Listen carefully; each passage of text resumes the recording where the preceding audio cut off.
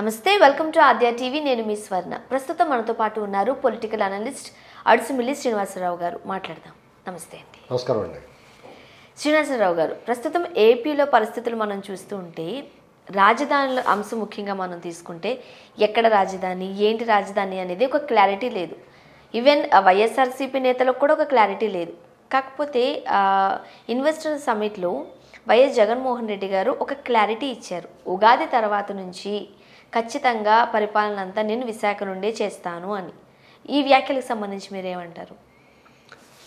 బుర్రపాడైపోయి ఏం చెప్పాలో తెలియక చెప్పినట్టు నేను అనుకుంటున్నానండి. అది ఎందుకంటే ఆ మాట చెప్తున్నప్పుడు ఆయన ముఖ కవళికలు కానీ హావభావాలు కానీ గమనిస్తే ఎరుచూపులు కనపడతాయి. ఎరుచూపు వచ్చేసింది. ఓ పక్కనే వాళ్ళ బాబాయ్ మర్డర్ కేసు నీటి మడుగులోంచి బయటికి వస్తున్న మొసల్లాగా వస్తుంది మెల్లమెల్లగా. సిబిఐలు అలా పోక్కుంటూ వస్తున్నారు. ఇది కాకుండా లిక్కర్ స్కామ్ ఒకటి తెలంగాణ వరకు వచ్చింది తప్ప ఆంధ్ర ఎప్పటికప్పుడు వస్తుంది.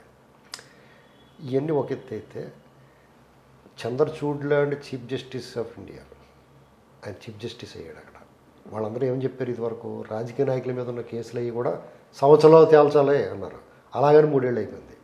ఎవడో ఒక నాలాటోడు ఏంటంటే మీరు అలా చెప్పారు, ఏంటి ఇలా చేస్తున్నారు కానీ ముందే చూడండి అన్నారంటే అదొక తలనొప్పి లంపడం. ఇన్ని సమస్యల మధ్య ఆయనకి రాజకీయాలు ఏట్రా ఈ న్యూసెన్స్, నాకు ఈ పెంటేట్రా బాబు అనుకుంటాడు. యాక్చువల్గా మనందరం కూడా ఆయన ఏదో పెద్ద పులి తోపు తురుము తురుముకాను అనుకుంటున్నాం. మనం ఏం కాదు, ఆయన న్యూసెన్స్. ప్రజలంటే సిరాకు, ఆయనకి పేదవాళ్ళంటే అసహ్యం. కాబట్టి ఆయన తాడేపల్లి ప్యాలెస్ దగ్గర ఎదురుకుండా గుడిసెలు ఎత్తిచ్చేయాడు. చూడండి ఆయన పాదయాత్ర అప్పుడు చూడండి, ముద్దులు ఎట్టుకున్నప్పుడు మొహంలో పెట్టి కూడా వాళ్ళ పక్కన ఆనందం అన్నప్పుడు 4 మెతుకులు తీసుకుని గంట తిన్నాడు.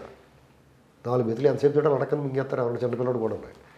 కాబట్టి దీనికి పెద్ద ప్రాముఖ్యత ఇవ్వాల్సిన అవసరం లేదు. వాళ్ళు కూడా రాజధాని వైజాగ్ రేపు నుంచి అక్కడ చేస్తాను, ఇది నేనైతే పెద్ద జోక్గా భావిస్తున్నాను. నేను వాళ్ళ నాయకులను అడిగాడు ఆయన, బొత్స సత్యనారాయణ గారిని కానీ ధర్మాన ప్రసాదరావు గారిని కానీ ఇంకా ఉత్తరాంధ్రకు సంబంధించిన నాయకుల్ని మీరు చెప్పండి అంటే ఆల్రెడీ 3 సార్లు చెప్పాడు. ఈ జోక్ చాలాసార్లు వేసాం మేము, ఇంక ఈసారి అతను నవ్వరండాలు తిడతారు మమ్మల్ని, ఒకే జోక్ ఎన్నిసార్లు నా బొమ్మంటావయ్యా అని అడుగుతున్నారు మమ్మల్ని అని చెప్పేసి అంటే ఇంకా ఎవడ లేకపోతే ఇప్పుడు సుత్తు ఉంటుంది, ఓ సుత్తి కావాలనుకోండి కింద ఇంటోడు పక్కింటోడు పై వాడు అందరూ అడుగుతారు. ఎవరు లేకపోతే తన ఇంట్లో సుత్తి తీసుకుంటాడు కదా బయటికి. అలాగే ఈయన అందరూ అడగమన్నాడు, ఎవరు మాట్లాడకపోతే ఆయన చెప్పాడు అంతే. మీకు గమనించాల్సింది ఏంటో ఒక సీఎం మీ ఎక్కడ ఉంటే అక్కడే సీఎంఓ. అలాగని చెప్పేసి ఈయన ఎక్కడికి వెళ్తే అక్కడ రాజధాని మారదండి. ఒకవేళ నిజంగా రాజధాని 4 ఏళ్ళు అయిపోయిన తర్వాత రాష్ట్రం భవిష్యత్తు మొత్తం సంగనానికి పోయిన తర్వాత ఈయన ఏదైనా వైజాగ్లో ఎగ్జిక్యూటివ్ రాజధాని అని పెట్టినా రేపు టీడీపీ వాళ్ళు వచ్చేసి అక్కడ వాళ్ళందరినీ కొరడాలు ఇచ్చి కొట్టేసి అక్కడ తీసుకొచ్చేస్తారు అమరావతిలో. కాబట్టి ఎవరు కూడా దాని మీద ఆశ పెట్టుకోలేదు, అక్కడ ఏదో ఉద్ధరిస్తాడని భావించట్లేదు, ఏమీ ఆలోచన లేదు, ఎవరికీ టెన్షన్ లేదు. రాష్ట్ర ప్రజలు ప్రతిపక్షాలు కూడా ఏం భావిస్తున్నాయంటే ఎన్నికలు అయిన తర్వాత కౌంటింగ్ వరకు గ్యాప్ ఉంటుంది కదా. మొన్న మంచిగా 2019లో ఎన్నికలు అయిన తర్వాత 40 రోజులు 45 రోజులు గ్యాప్ వచ్చింది కదా రిజల్ట్ రావడానికి, ప్రమాణ స్వీకారాలు అవి చేయడానికి. ఇప్పుడు అదే భావిస్తున్నారు ప్రజలందరూ కూడా. ఎన్నికలు అయిపోయి జగన్మోహన్ రెడ్డి పరిపాలన అంతమైపోయింది. ఈ రాక్షస అరాచక పాలన ఇంకా తొలగిపోతుంది. మనకి ప్రతిపక్షాలు తెలుగుదేశం పార్టీ ప్రభుత్వంలో రావడం అనేటువంటిది లాంఛనం. ఈ సంవత్సరం పాటు ముక్కు మూసుకుని మనం భరిద్దాం అని అనుకుంటున్నారు జనం. అంచేత ఎవరు కూడా స్పందించడం, ఆ జోకేశ్వరం నవ్వడం, కోడాలిచ్చి కొట్టినా ఏడవడం, పైకి చూస్తారంతే. ఏపీ ఇప్పటికే అప్పుల ఊబిలో కూరుకుపోయింది. ఈ టైంలో ఖచ్చితంగా ఇన్వెస్టర్స్ రావాల్సిన అవసరం ఉంది. సో ఈ టైంలో ఇన్వెస్టర్స్ని తీసుకురావడానికి వాళ్ళందరూ ఒక క్వశ్చన్ మార్క్ పెడుతున్నారు, ఏది మీ క్యాపిటల్ అని. ఒక క్లారిటీ లేదు కదా ఏపీకి. సో వాళ్ళని ఆకర్షించడానికి చేస్తున్న తాయిలాలు అనుకోవచ్చా? ఏముండదండి, ఇప్పుడు ఈయన ఉండగానే రాకపోవడం కాదండి, ఈయన రావటం వచ్చిన వాళ్ళందరినీ తరివేశాడు. ఈయన మిస్టేక్ చేసేసాడు ఆల్రెడీ. యాక్చువల్గా ఈయన అధికారంలో రాగానే బ్రహ్మాండ మ్యాండేట్ వచ్చింది. సాధారణంగా ఏదో సినిమాలో వంశీ గారి సినిమాలో అర్ధరాజ్య విత్తు అడుక్కుని చెప్పు కడిగి దాచి పెట్టుకున్నాడు అంటారు. అలాగే ఈయన చేశాడు. అంత మ్యాండేట్ ఇచ్చినప్పుడు ఏం చేయాలి జాతకాన్ని? చంద్రబాబు గారి దగ్గరికి వెళ్ళి, బాబు మీరు మా నాన్నగారు ఫ్రెండ్, మీ అనుభవం నాకు కావాలి, అందరం కలిసి చేద్దాం, మీరు నాకు సహకరించండి, ఇద్దరం కలిసి అభివృద్ధి చేద్దాం, మన ఆంధ్రప్రదేశ్ విభజిత రాష్ట్రం గాయపడి ఉంది, దీన్ని పైకి తీసుకొద్దామంటే చాలా శబాష్ భలే చేసాడు కుర్రోడు అని చెప్పి అందరూ అనుకుందరు. అదే కుర్రోడు అంటున్నారు, 50 ఏళ్ళు దాటిపోయిందారు, కుర్రోడు కాదనుకోండి, కుర్రోడు లోకేషే ఇప్పుడు కుర్రోడు. ఇలాగా జరుగుతున్నప్పుడు మంచి పేరు వచ్చేది. పెట్టుబడిదారులు వాళ్ళు లులు కంపెనీలు గట్ట తెరవేయకుండా, సోలార్ ప్రాజెక్టులు పాడు చేయకుండా, ఆ కియా మోటార్స్ ముఖం మీద చెయ్యట్టు చూపించకుండా, ఇలాంటి మాటలు మాట్లాడకుండా జాగ్రత్తగా ఉండుంటే వాళ్ళ పని బాగుండేది. వీళ్ళు దుబ్బెత్తరికి ఎక్కువ ఉంటాం. ఇప్పుడు మీకు ఈ దొంగోళ్ళు అండి, ఈ దొంగోళ్ళు దుబ్బేయడానికి అక్కడ సంపద ఉన్న చోటకి వెళ్ళాలి. సంపద అంతా అతను తరివేసిన తర్వాత ఏం దుబ్బుతారు? ఉన్నది కాస్త దుబ్బేశారు వీళ్ళు. వీళ్ళు ఏమంటే వీళ్ళకి చాలా చిన్న మనసు, చిన్న బుద్ధి. ఆ ఇసుక మధ్యం చాలా ఏమో అంటారు. అదే అయ్యా 35,000 ఎకరాలు అమరావతిని జాగ్రత్తగా డెవలప్ చేసి సగం దుబ్బెత్తే ఎవడు అడుగుతాడండి? ఇప్పుడు ఎలా ఉన్నారు జనాలు?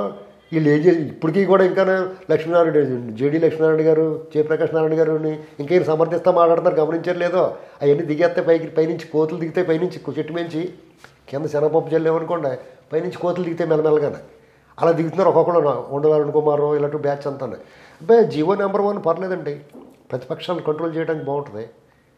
అబ్బాయి ఇలాంటివన్నీ పర్లేదు. ఈ అరాచకం గురించి మాట్లాడరు, ఈ దుర్మార్గం గురించి మాట్లాడరు, పెట్టుబడి రాకపోవడం, భవిష్యత్తు అంధకారం అయిపోవడం గురించి మాట్లాడరు.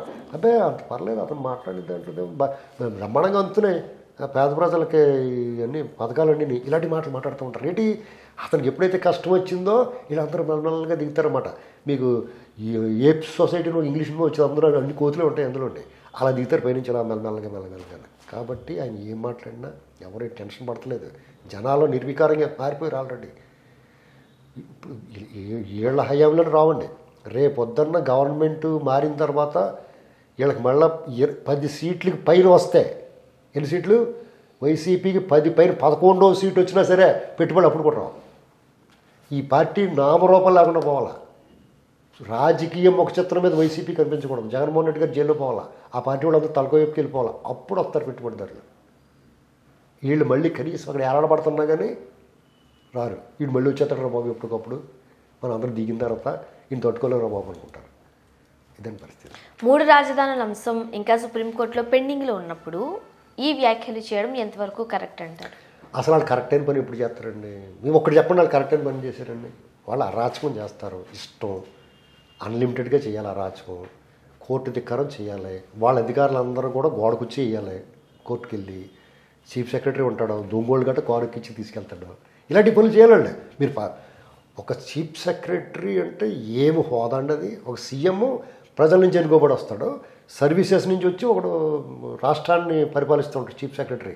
అతను వెళ్ళి సిబిఐ విచారణకి వెళ్ళిన వాళ్ళు, ఎక్యూజ్డ్ వాళ్ళ మీద, అనుమానితుల మీద వాళ్ళని కారుకిచ్చుకెళ్తాడా? వేరే పని లేదు ఇంకా వాళ్ళందరినీ తీసుకెళ్తానికి. ఎలా తయారయ్యారండి? క్రమం తప్పకుండా జడ్జిలు కూడా మీ మొహం చూస్తే సిరాకు వస్తుంది, మాకు ఆత్మని వచ్చేస్తున్నారంట అన్నాడు ద్వివేదిని, ఇంకొక ఆయన ఎవరు వెళ్తే. అంటే ఇలాంటి పరిస్థితుల్లో మీరు వాళ్ళు ఏం మాట్లాడినా ఎవడేం పట్టించుకోడండి.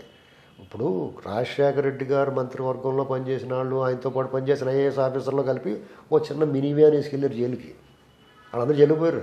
మినీ వ్యాన్ వేసుకెళ్ళి జగన్మోహన్ రెడ్డి గారితో చెస్ ఆడుకునేవారు, షటిల్ ఆడుకునేవారు, అందరూ కూర్చొని కౌరులు చెప్పుకునేవారు. ఈసారి వీళ్ళ అధికారం కోల్పోయింది. అతను అధికారవంతం అయిన తర్వాత వందే భారత్ ఎక్స్ప్రెస్ వేసాడు కదా మోడీ గారు, ఆ ట్రైన్ వేసుకుని వీళ్ళందరూ కూడా ఎక్కడ జైల్లోకి వెళ్ళాలంటే అక్కడికి ఆ ట్రైన్ వేసుకెళ్తారు.